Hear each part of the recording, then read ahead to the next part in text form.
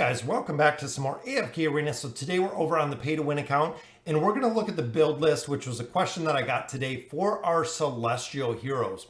So essentially Celestial heroes can have the attributes of any other heroes. So when you're making 5-man formations, it's very easy to fill these heroes in.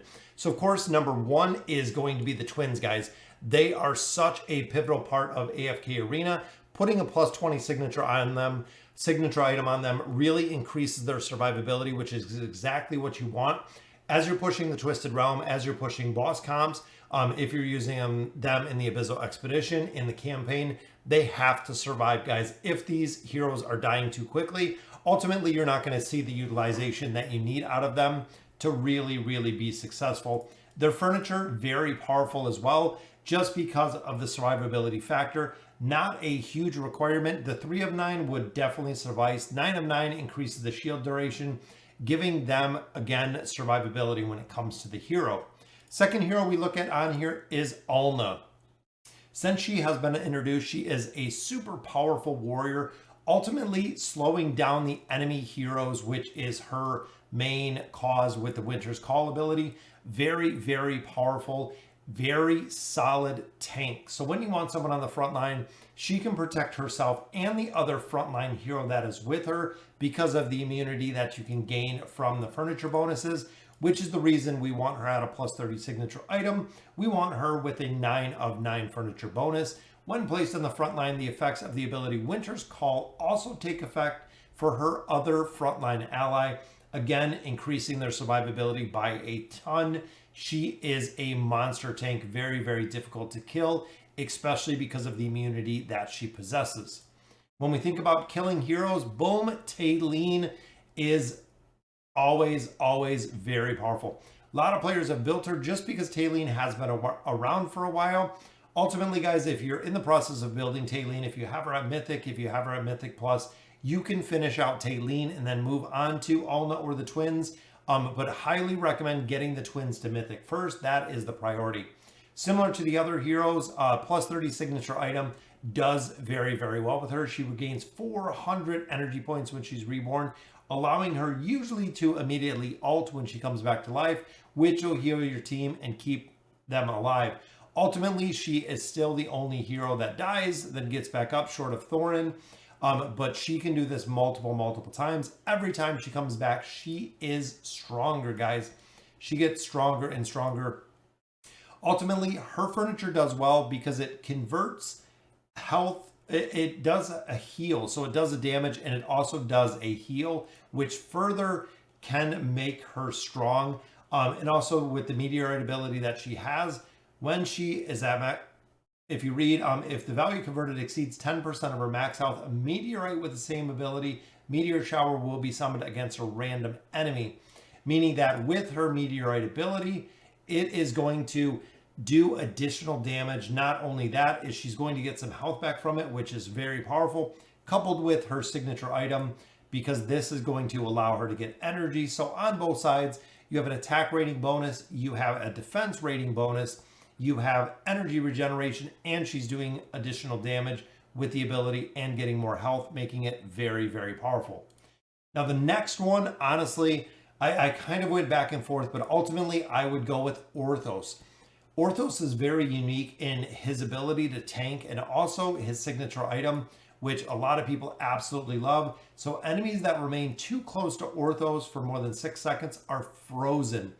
This creates a big crowd control aspect for him, which is awesome, especially if the enemies are grouped together, making this very powerful. And he has a large haste reduction of 60 points, which the signature or the furniture bonuses for him are very strong.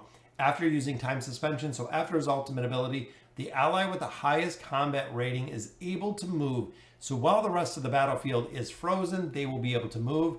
9 of 9, definitely a priority because the ally's haste is increased by 35 while moving during time suppression, meaning that if it is the strongest combat rating, so your strongest hero is still going to be able to move when he is ulting, which is very powerful, guys. You can burn down a lot of heroes really quick with your strongest ally, not only getting a haste boost, but also being able to move during that time.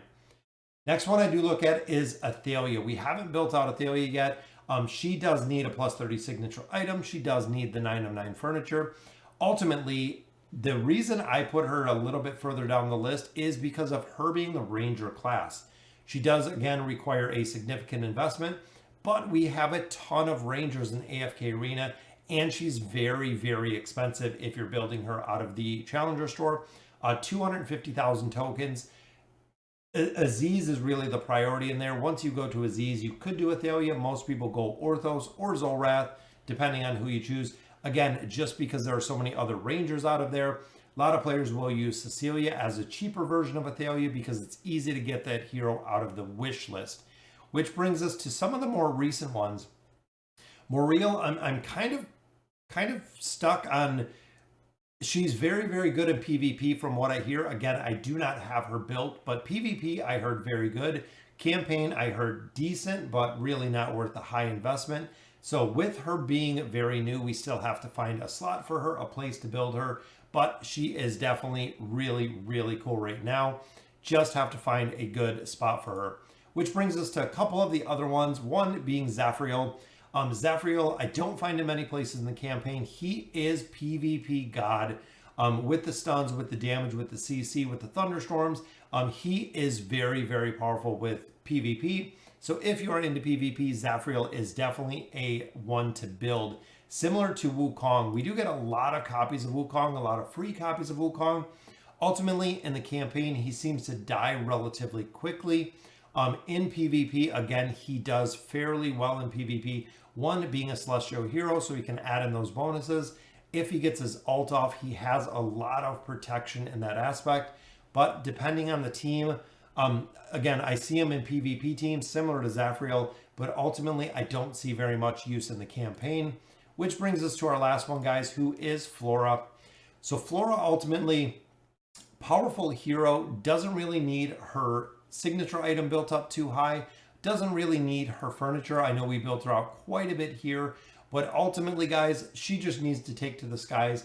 One big drawback for Flora is she needs specific team comps to be successful. So she does need a stall team comp, which is comprised of, I'll show you right here, the stall comp. So we have Flora in here, we have some CC in there, Wukong buying some time, Thorin you got to kill twice, Taliene will come back to life. This is a stall team, but ultimately you have to build the team around her, relying on her doing damage from the sky and relying on the survivability essentially of this team to really make Flora work. I've seen her utilized a little bit when it came to endgame with the stall comp, but a lot of times players will do a Thorin cheese. A lot of times there will be a lot better, I guess, better comps than what Flora used. So ultimately putting her a little bit down on the Celestial wish list.